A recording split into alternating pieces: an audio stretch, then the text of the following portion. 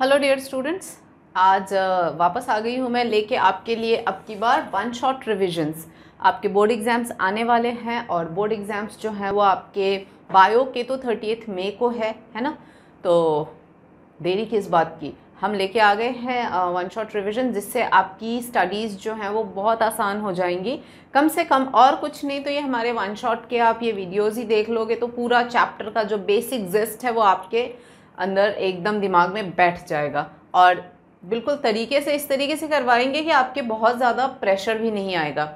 तो हमारा काम ही यही है कि इसको बहुत ईज आउट करना है। आपके बायो में टोटल 6 चैप्टर्स हैं, 6 चैप्टर्स के इस तरीके से हम वन शॉट्स लाएंगे जिससे आप बस वीडियो कान में एकदम हमें सुनते रहो, देखते रहो और आपका चैप्टर तुरंत तैयार। ठीक है, तो देरी नहीं करते हैं और देखते हैं कि ह्यूमन हेल्थ एंड डिजीज़ेज़, जैसे कि मैंने आपको बताया, ये आता है आपके यूनिट 4 नहीं सॉरी ये आ जाएगा आपका 6, 7, 8 unit 8, that is my biology in human welfare. तो ह्यूमन वेलफेयर से रिलेटेड ये तीनों चैप्टर्स इसमें आते हैं आपके। एक होता है human health and disease, then strategies जो कि डिलीटेड है, and microbes in human welfare. तो 2 ही चैप्टर इस यूनिट से आने हैं और टोटल इस चैप्टर के 14 मार्क्स, नॉट इस चैप्टर के, इस यूनिट के 14 नंबर है। लेकिन आप समझ सकते हो माइक्रोब्स छोटा है तो ज़्यादा बल्क इसी चैप्टर पे है, तो इस चैप्टर को बहुत होशियारी से हैंडल करना पड़ेगा कुल मिला के, है ना। तो इस कॉन्सेप्ट के साथ ज़रा देखते हैं कि इस चैप्टर को जब आप पढ़ो तो किन किन मेन पॉइंट्स को फटाफट आपके दिमाग में आना होगा, है ना। सो स्टार्ट करते हैं। सबसे पहले obviously definition of health, what is health, और जो भी की पॉइंट्स इस स्लाइड में यहाँ पे मैं शो कर रही हूँ उसके अलावा जो भी चीज़ें मुझे लगेंगी मैं आपको यहाँ लिख के भी बता दूंगी। तो आप हेल्थ की डेफिनेशन ले लो। It is defined as a state of complete physical, mental and social, यानी कंप्लीट आपको तीनों वेज में, फिजिकल हो, मेंटल हो या सोशल वेलबींग हो, तीनों स्टेट में अगर सही है, नॉर्मल है, then one is a healthy person, है ना। और हेल्दी पीपल जो होंगे वो आपके वर्क पे एफिशिएंस रहेंगे, प्रोडक्टिविटी बढ़ेगी, इकोनॉमिक प्रॉस्पेरिटी इंक्रीज होगी। ये एनसीईआरटी में बहुत दबी हुई लाइंस में लिखी हुई हैं, तो you need to be very careful, ठीक है। और improper functioning of one or more organs या सिस्टम्स ऑफ द बॉडी, अगर कोई भी चीज़ बॉडी में अफेक्टेड है तो वो दूसरे साइंस और सिम्टम्स को गिव राइज करते हैं और उसी को हम कहते हैं डिजीज़। तो डिजीज़ क्या है? डिजीज़ इज़ अनकम्फर्टेबल या अनवांटेड प्रॉब्लम्स जो बॉडी में परसिस्ट करती हैं, which are diagnosed by various signs and symptoms, है ना, तो they are called disease। इसके अलावा एक और चीज़ जो आपको याद रखनी है वो है good humour hypothesis. Good humour hypothesis भी पुराने ज़माने में फॉलो करते थे ना, बिल्कुल ग्रीक्स के ज़माने में, जहाँ पर लोग ये बिलीव करते थे कि जिसका जैसा बॉडी फ्लूइड है, जिस हिसाब का वैसा उसका पर्सनैलिटी रहेगा। जैसे येलो बाइल, ब्लैक बाइल बोलते हैं, ब्लैक बाइल वाले जैसे थोड़ा सा कहा जाता था उस ज़माने, माना जाता था कि उनको ज़्यादा फीवर होगा, गर्म ज़्यादा रहेंगे, वो इस तरीके का, जो कि ऑब्वियसली जो विलियम हार्वी ने ब्लड सर्कुलेशन उन्होंने जब वो करा, बताया कि टेम्परेचर और ये सब चीज़ें ब्लड सर्कुलेशन और इनसे होता है, ऐसा कोई ह्यूमर वाली चीज़ कुछ भी नहीं होता। जब विलियम हार्वी ने थोड़ा क्लियर किया, then that good humour hypothesis जो है वो डिस्प्रूव हुआ आफ्टर दैट, है ना। तो ये कॉन्सेप्ट बिल्कुल फर्स्ट पेज पे लिखा हुआ है, ये भी एक बार देख लेना, है ना। उसके अलावा जैसे नेक्स्ट पेज पे आओगे, हेल्थ की डेफिनेशन आ गई, हेल्दी होने से क्या फ़ायदे होते हैं वो ये पॉइंट आ गया, और अगर बॉडी में कोई भी चीज़ इम्प्रॉपरली फंक्शन करते हैं और हमें डिजीज़ होता है तो क्या है ना। इसके बाद में ऐसे कौन से फैक्टर्स हैं जो हेल्थ को अफेक्ट करते हैं बच्चों? So the factors that affect health are, मतलब अगर आप बैलेंस डाइट लेते हैं, पर्सनल हाइजीन मेंटेन करते हैं, रेगुलर एक्सरसाइज, गुड हैबिट्स आप मेंटेन करते हो, तो आपका हेल्थ जो है वो बिल्कुल परफेक्ट रहेगा, ठीक है। तो बैलेंस डाइट मेंटेन करना, personal hygiene very important, regular exercise, walk, eating healthy, okay. तो गुड हैबिट्स यानी बेसिकली जो 24 आवर्स का जो बायोलॉजिकल क्लॉक होता है हमारा, उसको मेंटेन करना, टाइम से सोना, टाइम से जगना, दिन भर जो भी एक्टिवली चीज़ों को काम करना, तो वो सब चीज़ें इंक्लूड होती हैं गुड हैबिट्स के अंदर, फाइन। तो ये सब करेंगे तो हेल्थ प्रॉपरली मेंटेन्ड रहेगा। नेक्स्ट है how do we achieve good health, कैसे अचीव करेंगे?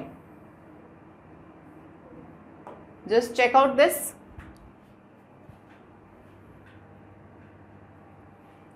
सो वी अचीव गुड हेल्थ, एक तो knowledge about diseases, their causes and effects, है ना।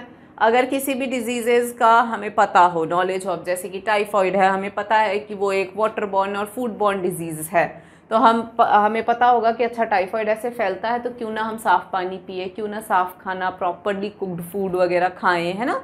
इस तरीके से हम केयर करने लगेंगे और उसका कॉज पता लग जाता है तो हम अपना ध्यान रखेंगे, इफ़ेक्ट्स पता लगता है तो उस हिसाब से मतलब हम अपने आप को प्रोटेक्ट करेंगे। तो अवेयरनेस होना बहुत ज़रूरी है। अवेयरनेस के अलावा जो दूसरी चीज़ मैटर करती है वो है इम्यूनाइजेशन या वैक्सीनेशन, यानी किसी भी बीमारी जिनकी भी वैक्सीन्स अवेलेबल हैं वो वैक्सीन्स हमेशा एडमिनिस्टर कर लेना चाहिए ताकि वो बीमारी दोबारा अपने को ना होए। वेक्टर कंट्रोल कर सकते हैं, जैसे मच्छरों से फैलने वाली बीमारियां हैं तो कंट्रोल दी मॉस्किटोज़, पानी जमा होने ना दें, मॉस्किटो रिपेलेंट्स रखें, मॉस्किटो नेट्स रखें घर में, मैश डोर्स लगाएं ताकि मच्छर अंदर ना आ सके ना। बहुत सारे तरीके हैं। वेस्ट डिस्पोजल, घर में अनवांटेड वेस्ट्स को रखने से मतलब नहीं है, उसको प्रॉपरली डिस्पोज करना बहुत ज़रूरी है क्योंकि वो भी फिर इनवाइट करते हैं बहुत सारे माइक्रोब्स को। Clean food and water consumption, maintenance of hygiene, तो ये कुछ बेसिक पॉइंट्स हैं जिससे कि गुड हेल्थ जो है वो अचीव करा जा सकता है। अब बस ये है कि कौन सा बीमारी किस तरीके से होता है, उस हिसाब से हमें ये तरीके अपनाने पड़ेंगे, ठीक है। तो इनका ये बेसिक कुछ पॉइंट्स हैं जो फटाफट से ले लेना आप लोग, है ना। अब आते हैं डिजीजेस पे, वो तो बिल्कुल जनरल पॉइंट्स थे, अब हम डिजीजेस देखते हैं। So diseases, improper functioning of one or more organs or organ system of the body is adversely affected. Diseases क्या हैं कि अगर कोई भी बॉडी के ऑर्गन या बॉडी का सिस्टम किसी भी तरीके से थोड़ा सा इम्प्रॉपरली फंक्शन करता है, यानी हमें वो बीमारी, कुछ ना कुछ बीमारी तो है। And diseases which can easily, अब उन बीमारियों में कुछ बीमारियां ऐसी होती हैं जो एक से दूसरे तक आराम से चले जाते हैं और कुछ ऐसी होती हैं जो जिसको है उसी पे रहेगा, वो फिर स्प्रेड नहीं होता। तो वो जो ट्रांसमिट हो जाते हैं एक से दूसरे में उनको हम कहते हैं इन्फेक्शियस या कम्युनिकेबल डिजीजेज, और जो नहीं होते हैं एक से दूसरे में नहीं फैलते हैं उनको नॉन कम्युनिकेबल डिजीजेस। तो इन्फेक्शियस या कम्युनिकेबल में तो बहुत सारी बीमारियां हैं, कोल्ड, कफ, ये जो भी अभी पैंडमिक जो हुआ है वो सारी बीमारियां, निमोनिया वगैरह, ये सब कम्युनिकेबल में आते हैं। और नॉन कम्युनिकेबल डिजीजेज जो होती हैं वो हैं जैसे दिस वन, कैंसर हो गया, डायबिटीज़ हो गया, हाइपरटेंशन, ये जो अंदर की अंदरूनी बीमारियां होती हैं तो वो सब नॉन कम्युनिकेबल, वो स्प्रेड नहीं होती। और ये जो इन्फेक्शियस या कम्युनिकेबल डिजीजेज हैं ये मोस्टली पैथोजन कौन है? Disease causing organism. तो इन पैथोजन की वजह से कम्युनिकेबल डिजीजेज होती हैं मोस्टली, ठीक है। So disease causing organisms are called pathogen. Next, अब पैथोजन कौन कौन हो सकते हैं? Who are the pathogens? यहाँ पे लिखा हुआ है, आप मेंशन कर लो।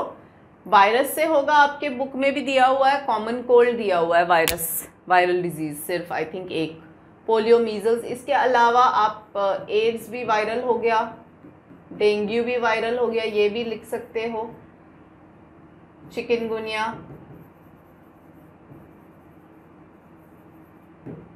ये सब एक्चुअली वायरल है। बस ये है कि एड्स जो है उसके फैलने के अपने तरीके हैं, डेंगू, चिकनगुनिया एडीज मॉस्किटो से फैलते हैं।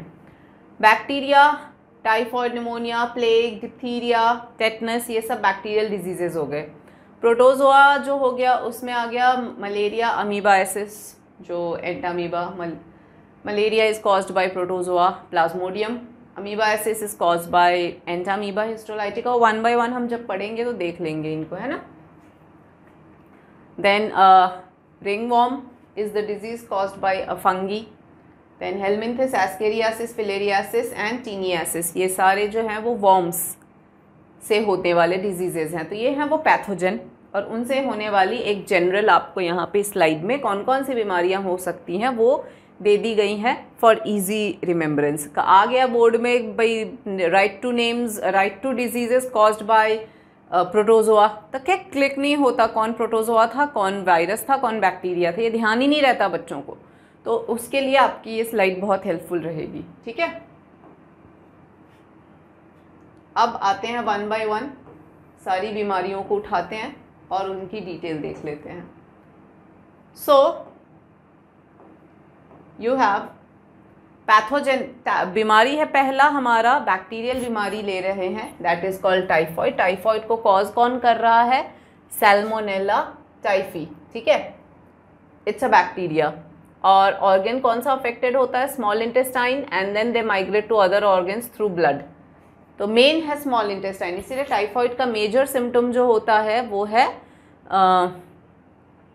Stomach pain, constipation and fever. ये दो जो चीज़ है ये बहुत इम्पॉर्टेंट सिम्टम है टाइफॉइड के। सो method of transmission is contamination of food and water, बिल्कुल कंटेमिनेटेड फूड एंड वाटर से होता है। और मेन सिम्टम्स क्या है? हाई फीवर रहता है, stomach pen is the main, constipation main, headache, loss of appetite, weakness, ये तो खैर किसी भी बीमारी में आ जाता है, और सस्टेन्ड हाई फीवर रहता है। उसके अलावा अगर बहुत ज़्यादा इसने इंटेस्टिनल परफोरेशन करवाया तो डेथ ऑल्सो में अकर। तो इसीलिए थोड़ा ध्यान रख के खाना वाना खाना चाहिए। एंड टाइफॉइड फीवर जो है वो विडाल टेस्ट से कंफर्म होता है। So which test confirm the typhoid fever? तो आंसर होना चाहिए विडाल टेस्ट, ध्यान रखना। ठीक है, next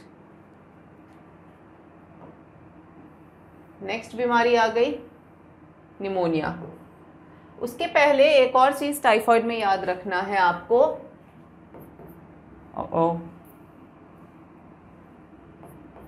that is Mary melon. ये लेडी थी ना, ये कुक थी और एसिम्टोमेटिक कैरियर होती थी ये।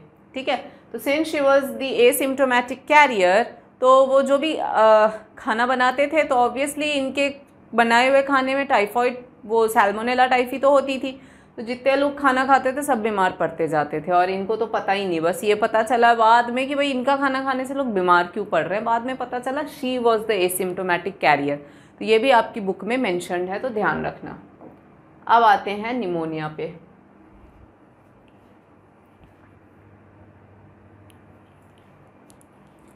सो pneumonia, it's this is again a bacterial disease जो कि कॉज होता है स्ट्रेप्टोकोकस निमोनिया और हीमोफाइलस इन्फ्लुएंजा से। ठीक है, ये तो हो गए इनके कॉजेटिव ऑर्गेनिज्म, दीज टू। मैं अंडरलाइन नहीं कर ली because they are already italicised. Organs affected, देखो निमोनिया के अंदर तो देखो एल्वियोली ऑफ लंग्स, एल्वियोली में फ्लूइड भर जाता है तो गैसियस एक्सचेंज अफेक्ट होता है, इसीलिए इसमें क्या होता है वो बिल्कुल ब्लूइश हो जाते हैं नेल्स वगैरह। So mode of transmission, inhaling the droplets, aerosol released by infected, sharing glasses and other utensils। यानी किसी को निमोनिया है, उसने खांस दिया, छींक दिया, तो जो ड्रॉपलेट्स एयर में घूमते रहते हैं वो अगर किसी ने इनहेल कर लिया तो उससे फैलता है। ठीक है, उसके अलावा निमोनिक पर्सन ने जो भी चीज़ें टच करी हैं वो चीज़ अगर हेल्दी पर्सन ने टच कर ली तो भी स्प्रेड हो सकता है। ठीक है, उसके अलावा सिम्टम्स क्या हैं? फीवर आएगा, ठंड लगेगी, कफ, हेडेक, ये सब रहेगा। और सीवियर केसेस में तो लिप्स और फिंगर्स, ये सब नेल, मैंने कहा ना, ब्लूइश हो जाते हैं, ग्रे हो जाते हैं, क्योंकि ऑक्सीजन की कमी होती है, क्योंकि एल्वियोली फ्लूइड से भरा हुआ है। ठीक है, सो निमोनिया इज़ अ प्रॉब्लम। अब ये इन दिनों पैंडेमिक में वही तो हो जा रहा है जिससे बहुत ज़्यादा प्रॉब्लम आ जाती है, right. So this is pneumonia, again a bacterial disease. Next common cold. अब आ गए हम वायरल डिजीज़ पे। सो कॉमन कोल्ड, पैथोजन राइनोवायरसेस हो गए, this is a viral disease, है ना। सो ये कौन सा डिजीज हो गया आपका? Viral disease.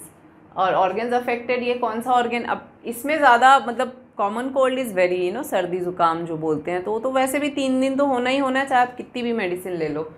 तो नोज़ और रेस्पिरेटरी पैसेज, ये लंग्स को अफेक्ट नहीं करता है, ये ध्यान रखना है। ठीक है, और ये कैसे होगा? अगर वही सेम फैलने का तरीका वही है कि किसी ने छींका, खांसा तो ड्रॉपलेट किसी ने इनहेल कर लिया, है ना। और उसने जो भी चीज़ें ऑब्जेक्ट्स को टच करे हैं वो ऑब्जेक्ट अगर किसी ने दूसरे ने यूज़ करा तो भी हो जाएगा। Now symptoms nasal congestion, discharge, sore throat, hoarseness, cough, यही सब होता है ना। जुकाम में क्या होता है, नाक बंद होना, नेजल से वो डिस्चार्ज होता, रनिंग नोज जो बोलते हैं, गला थोड़ा ख़राब हो जाता है, होर्सनेस, गले में थोड़ी खराश बनी रहती है, एंड कफ, है ना। तो these are the major symptoms of common cold. आगे बढ़ते हैं। Now comes the malaria.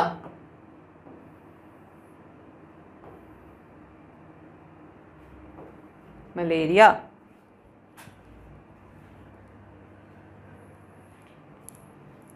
So malaria में देखो पैथोजन इज प्लाज्मोडियम। अब प्लाज्मोडियम के बहुत सारे स्पीसीज हैं जो मलेरिया कॉज करते हैं। One is Plasmodium vivax, one is Plasmodium malaria, and the other one is oval and falciparum. आपकी बुक में ओवेल नहीं दे रखा है, आपकी बुक में वाइवैक्स, मलेरिया एंड फैल्सीपेरम 3 दे रखा है, जिसमें से कि फैल्सीपेरम वाला जो है वो थोड़ा फेटल होता है। वो थोड़ा, उससे अगर मलेरिया हुआ तो थोड़ा सा सीरियस मामला हो जाता है, ठीक है। is caused by falciparum, it is fatal, and organs affected, liver and the red blood cells RBC. Transmission, female anopheles mosquito जब bite करता है ना, and high fever and chill fever occurs on every alternate day and vomiting। मतलब इसमें क्या होता है कि बहुत ज़्यादा हाई फीवर, तेज़ बुखार आता है, आते के साथ में पसीने खूब आते हैं, चिल्स, कांपते हैं लोग बहुत भयंकर, ठीक है। तो ऐसे मतलब होता क्या है कि आरबीसी, आपको मैं बता रही हूँ अभी, रुको, ये तो सिम्टम्स हो गए, अभी इसका ये साइकिल है, इसमें मैं बता रही हूँ आपको। You can see here,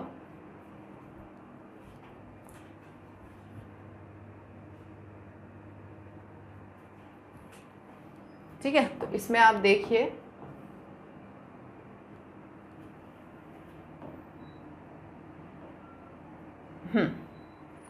so when the mosquito bites a person it inject, इसमें ये देखो, ये स्पोरोजोइट्स होते हैं, ये प्लाज्मोडियम के वो स्पोरोजोइट्स हैं जो इन्फेक्शियस होते हैं। ये सलाइवरी ग्लैंड ऑफ मॉस्किटो में रखा रहता है। तो जब भी when a mosquito bytes the person it injects the sporozoites into them, they travel into the liver. अब इसने इसको बाइट किया, अब ये उसके लिवर में चला गया, ठीक है।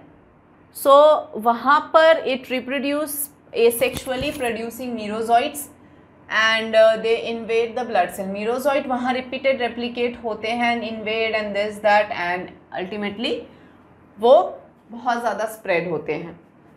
तो सम मीरोजॉइट्स इन्फेक्टेड डेवलप, मतलब अब क्या हुआ कि इसने, मॉस्किटो ने बाइट करा इस हेल्दी पर्सन को जब बाइट किया तो इसके यहाँ लिवर में यहाँ आया, यहाँ आके एसेक्सुअल रिप्रोडक्शन खूब करा, फिर वहाँ से वो निकल के आरबीसी में गया, और आरबीसी में जाके वहाँ भी रिप्रोड्यूस किया, और फाइनली आरबीसी को रप्चर किया। तो ये सब जो प्रोसेसेस होती हैं ना, ये जब चल रहा होता है तो आरबीसी जैसे रप्चर हुआ, उस समय खूब सर्दी लगती है, जिसको भी ये हो रखा है प्रॉब्लम, खूब सर्दी लगती है। फिर होता क्या है कि आरबीसी रप्चर हुआ सो हुआ, वो जो प्लाज्मोडियम बाहर आते हैं उनमें से भी काफ़ी डेथ्स हो जाती हैं। तो कुल मिला के अभी जो प्लाज्मोडियम प्रोडक्शन हुआ था एसेक्सुअल रिप्रोडक्शन से, उनका स्टॉक अभी ख़त्म। उन्होंने जितने आरबीसी को इन्फेक्ट करना था कर दिया, खुद भी मरे, आरबीसी को भी मारा। अभी प्लाज्मोडियम अब नहीं है, तो इसीलिए जो जिसको मलेरिया हो रखा है वो भी थोड़ी देर शांत हो जाते हैं कि अच्छा, मतलब थोड़ी देर के लिए रिलैक्स फील करते हैं। फिर वापस से साइकिल चालू होती है, क्योंकि वापस ये अब रिप्रोडक्शन चालू करा इसने, तो इट टेक्स टाइम। रिप्रोडक्शन चालू करा, फिर वो वापस इन्वेड करेगा आरबीसी, फिर जब पहुंच गया अब दोबारा अगले साइकिल के लिए तैयार है। अब जब वापस वो बर्स्ट करेगा आरबीसी को, तो वापस वही ठंड लगना करना वापस होता है। तो ये स्लॉट्स में होता है, साइकिल्स में होता है, ठीक है। तो वही यहाँ बता रहे हैं कि लिवर में गया, मैच्योर हुआ, एसेक्सुअली मीरोजॉइट्स बनाए, वो स्पोरोजॉइट के फॉर्म में इन्फेक्ट किया, स्पोरोजॉइट्स लिवर में जाके मीरोजॉइट्स बने, आरबीसी में गए, इन्फेक्ट किया, बर्स्ट किया। फिर उसी दौरान कुछ मीरोजॉइट्स क्या करते हैं, स्पर्म्स और एग भी बनाते हैं, जिनको गैमेटोसाइट्स कहते हैं, जो कि ह्यूमन ब्लड में ही प्रेजेंट होता है। उसके बाद में जब इसी इंसान को फीमेल एनोफिलस मॉस्किटो बाइट करता है, तो जब ब्लड मील ले रहा होता है तो गैमेटोसाइट्स क्या करता है, सक कर लेता है। तो अब ह्यूमंस में जो गैमेटोसाइट्स बने थे मेल एंड फीमेल, वो सक हो चुका है, मच्छर में चला गया है, और मॉस्किटो के अंदर वो फ्यूज़ होते हैं और जाइगोट बनाते हैं स्टमक के गट में। कहाँ फ्यूजन होता है? मॉस्किटो के स्टमक के गट में। जैसे ही वो फ्यूज़ हुआ, जाइगोट बनाया, जाइगोट को ऊकिनेट वगैरह ये स्टेजेस होती हैं, ठीक है। उसके बाद में ऊकिनेट में देखो बहुत सारे स्पोरोजॉइट्स बने, और वो स्पोरोजॉइट अब गट से निकल के मॉस्किटो के सलाइवरी ग्लैंड में चले जाते हैं, और फिर मॉस्किटो को के सलाइवरी ग्लैंड में स्टोर्ड हैं, और जब मॉस्किटो बाइट करते हैं हेल्दी पर्सन को तो वापस वो रिलीज़ कर देते हैं। तो ये पूरा साइकिल ऐसे चलता रहता है। तो ये बहुत इंपॉर्टेंट पार्ट है बच्चों, क्योंकि यहाँ से आपको क्वेश्चंस भी अच्छे खासे पूछते हैं कि एसेक्सुअल कौन से होस्ट में होता है, सेक्सुअल रिप्रोडक्शन कौन से होस्ट में होता है, गैमेट प्रोडक्शन कौन से होस्ट में हो रहा है। तो प्रोडक्शन तो ह्यूमन में हो रहा है, लेकिन फ्यूजन मॉस्किटो में हो रहा है। ऐसी छोटी छोटी बारीकियाँ ध्यान देना है आपको, ठीक है। आगे देखते हैं। ये आपके एनसीईआरटी वाला है।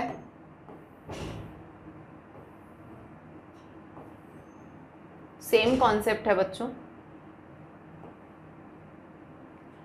कि ये देखो मॉस्किटो सलाइवरी ग्लैंड, जब इसने हेल्दी पर्सन को बाइट किया तो ये देखो सारा स्पोरोजॉइट यहाँ रिलीज हो गया। फिर ये लिवर में गया, मैच्योर हुआ, वहाँ से आरबीसी में गया, आरबीसी में मैच्योर एसेक्सुअली रिप्रोड्यूस करके खूब सारे बनाए इसने। फिर आरबीसी को रप्चर करा, खुद भी मरा, आरबीसी को भी मारा। फिर थोड़ी देर इंसान थोड़ा रिलैक्स फील करता है, फीवर चिल सब बंद हो जाता है। फिर दोबारा ये लिवर और आरबीसी वाला एसेक्सुअल चालू करता है, तब तक के लिए बंदे को शांति रहती है। फिर जब ये दोबारा तैयार हो जाते हैं फिर वही साइकिल, ठंड लगना और बुखार तेज़ होना वो फिर होता है।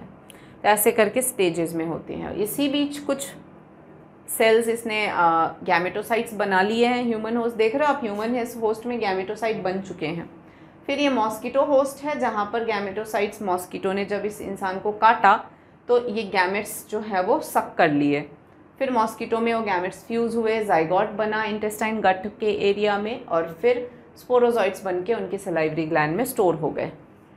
So this is how the cycle is, stages of life cycle of malaria, not malaria, plasmodium takes place in two hosts, that is mosquito host and human host. Mosquito में sexual reproduction हो रहा है और human host में asexual reproduction होता है, ठीक है। आगे देखते हैं। नेक्स्ट बीमारी इज अमीबाइसिस या अमीबिक डिसेंट्री, जो कॉज होता है एंटामीबा हिस्टोलाइटिका। ये भी प्रोटोजोआ है। Common cold was only one viral disease, जो आप टाइफॉइड और निमोनिया, दो बैक्टीरिया पढ़ा आपने, और कॉमन कोल्ड के साथ में वो भी कर लेना, डेंगू चिकनगुनिया, ये भी वायरल डिजीजेस हैं, बस मॉस्किटो बॉर्न है। और प्रोटोजोआ तो आपका ये हो ही गया, और एक मलेरिया हो गया, तो दो प्रोटोजोआ हो गए। ये भी, इसमें बस ये है कि वेक्टर बॉर्न तो ये भी है, बट इसका वेक्टर है हाउस फ्लाई, मच्छर नहीं है। तो हाउस फ्लाई जैसे contaminated food, water, faecal matter पे बैठ के आता है, फिर वहाँ से वो हमारी खानों पे बैठता है, तो वो एंटामीबा को ड्रॉप कर देता है। फिर वो खाना हमने खाया तो गए काम से। फिर तो इसी में भी वापस देखो कॉन्स्टिपेशन, अब्डोमिनल पेन, क्रैम्प्स और stool with mucus and blood clots ये निकलते हैं, तो बहुत पेन होता है, ये प्रॉब्लमेटिक ही है। This is amoebiasis children. Next आते हैं एस्केरियासिस पे। So ascariasis it is again worm वाला आ गया अब। तो वॉर्म है ascaris lumbricoides, nematoda round worm है ना। ऑर्गन इंटेस्टाइन अफेक्ट होता है इसमें। ये भी कंटेमिनेटेड वाटर, फ्रूट और वेजिटेबल से होता है। और सिम्टम्स में आ गया internal bleeding, muscular pain, fever, anaemia, ये सब इसके मेन सिम्टम्स हैं।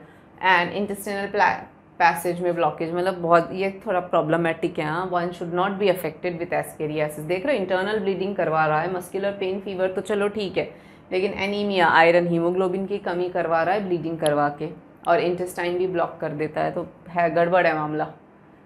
तो कंटेमिनेटेड वाटर, वेजिटेबल और फ्रूट, तो जो मोड ऑफ ट्रांसमिशन है उस पर ध्यान दो कि अगर वो उसको हम अगर ठीक रखें तो बीमारी होने के चांसेस कम हैं। नेक्स्ट फिलेरियासिस और elephantiasis.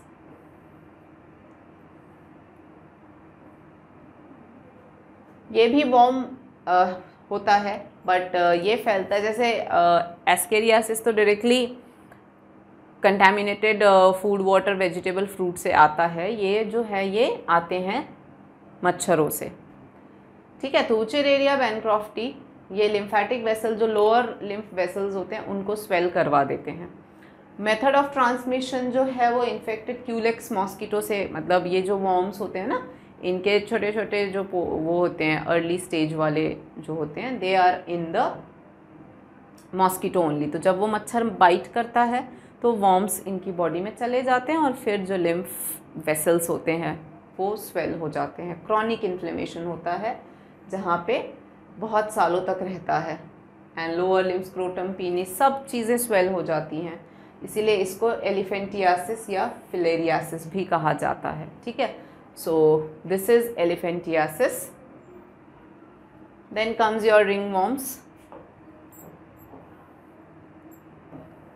It is a pathogen जो है, इसका माइक्रोस्पोरम, ट्राइकोफाइटन, एपिडर्मोफाइटन, ये सब फंगी हैं जो रिंगवॉर्म कॉज करते हैं, ठीक है। And skin, nails, fold of groin, ये होते हैं ना अंदर, ये बीच के जो पार्ट हैं, या नेल्स के ये वाले पार्ट होते हैं, स्किन होते हैं, ये कितना रफ या वो हो जाते हैं स्केली से। So they are acquired from soil, ठीक है। जो फंगी होते हैं सॉइल से ही आते हैं, बट चाल, क्लोथ, कोम, किसी भी इन्फेक्टेड पर्सन की कुछ भी यूज़ करो। तभी कहते हैं ना ये पर्सनल चीज़ें सबकी अपनी पर्सनल होनी चाहिए, शेयर नहीं करनी चाहिए। सिम्टम्स वही स्केली लीजन्स आते हैं, स्किन, नेल्स, स्कैल्प यहाँ बीच में अजीब से आते हैं, इचिंग बहुत होता है, सिवियर इचिंग होता है, और अजीब सी स्मेल भी आती है, गंदी सी। तो हीट एंड मॉइस्चर की वजह से इन एरियाज़ में देख हीट और मॉइस्चर ज़्यादा रहता है ना, पानी भी अगर लगता है तो इन एरियाज़ में पानी जम जाते हैं, तो ड्राई रखना बहुत ज़रूरी है, ठीक है। So this is ringworm. Next, अब इसको हम प्रिवेंट कैसे करें इन बीमारियों को। तो अलग अलग जैसे जैसे जो भाई फैलने का मैंने आपको कहा ना, मोड ऑफ स्प्रेड ध्यान दो, तो मोड ऑफ स्प्रेड के अकॉर्डिंग फिर हम प्रिवेंशन कर सकते हैं। अब जैसे कि ये कह रहा है जनरल वाला कि पर्सनल पब्लिक हाइजीन बहुत ज़रूरी है। इन जनरल पर्सनल हाइजीन में अपना क्लीन ड्रिंकिंग वाटर, खाना पीना, जो भी आप खाते हो, बॉडी की क्लीनलीनेस सब आ जाता है। थोड़ा पब्लिक हाइजीन भी मेंटेन करें भाई, वेस्ट और एक्सक्रीटा जो भी है उसको प्रॉपर डिस्पोज हो जाए, वाटर रिजर्वॉयर, पूल, सेसपूल, इन सब का रेगुलर क्लीनिंग्स होते रहे। एंड हाइजीन और पब्लिक केटरिंग स्टैंडर्ड प्रैक्टिस, मतलब लोगों को भाई साफ़ सुथरा रहने का सिखाना चाहिए। और एयरबॉर्न डिजीज़ेज़ वाले में तो मास्क लगाओ, उनकी बिलोंगिंग से दूर रहो, उनसे दूर रहो, ठीक है। वेक्टर बॉर्न डिजीज़ेज़ के लिए वेक्टर को पनपने ही मत दो। वेक्टर बॉर्न डिजीजेस के लिए वेक्टर को पनपने क्यों देते हो? जैसे कि ब्रीडिंग प्लेसेस उनका बंद करो, स्टैग्नेशन ऑफ वाटर, क्योंकि डेंगू वगैरह के मच्छर तो साफ़ पानी में आते हैं, तो पानी इकट्ठा होने ही मत दो, ठीक है। हाउस होल्ड कूलर अगर रखते हैं तो उसके पानी उनको जमने मत दो। मॉस्किटो नेट्स जो हैं उनको लगाया करो। गैम्बूशिया एक फिश होता है जो मॉस्किटो लार्वे में फीड करता है, तो ऐसा कोई पॉन्ड है जिसकी वजह से मच्छर ज़्यादा आते हैं तो गैम्बूशिया वगैरह को वहाँ लॉन्च करो ताकि ये मच्छरों के लार्वे को खाए। इंसेक्टिसाइड, पेस्टिसाइड को बार बार स्प्रे करो ड्रेनेज एरिया, स्वैम्प एरिया में, मतलब keep spreading these thing. And window door fitted with mesh wire लगाओ कि मच्छर ना आए। और ये सब आपको मलेरिया, फिलेरिया, डेंगू, चिकनगुनिया, इन सब प्रॉब्लम से बचाएगा अगर हम ये बेसिक प्रिकॉशंस ले लें तो, ठीक है। तो ये पॉइंट्स आप नोट कर लें प्लीज़। अब आते हैं इम्यूनिटी पे। इम्यूनिटी तो बहुत ही ज़्यादा वाला इम्पॉर्टेंट टॉपिक है। बीमारियों वाला तो ये है कि थोड़ा जनरल नॉलेज भी है, हम थोड़ा बहुत अपना दिमाग लगा सकते हैं, बट ये तो क्या पढ़ना पड़ेगा। देखो, इम्यूनिटी अपने बच्चों internal ability to fight against disease होता है ना। और ये हमारे दो तरह के होते हैं, एक होता है इन्नेट और एक होता है अक्वायर्ड। अक्वायर्ड में एक्टिव पैसिव पढ़ोगे आप। इन्नेट जो बाई बर्थ हमें होती है, और अक्वायर्ड जो हम लाइफ टाइम में अक्वायर करते हैं। तो इन्नेट हम देख लेते हैं थोड़ा। इनेट इम्यूनिटी जो है वो इनबॉर्न इम्यूनिटी है, ये हमेशा हमारी बॉडी के लिए अवेलेबल रहता है, फर्स्ट लाइन ऑफ डिफेंस होता है, ठीक है। और इसमें बहुत सारे बैरियर होते हैं, क्योंकि ये देखो मैं डायरेक्ट यहीं आ गई, बाय बर्थ हमारे बॉडी में ये सब प्रेजेंट होते हैं, है ना। तो फिजिकल बैरियर में मतलब ये सब वो बैरियर्स होते हैं इनेट इम्यूनिटी वाले जो हमारी बॉडी में बाय डिफ़ॉल्ट प्रेजेंट होते हैं बाय बर्थ, ठीक है।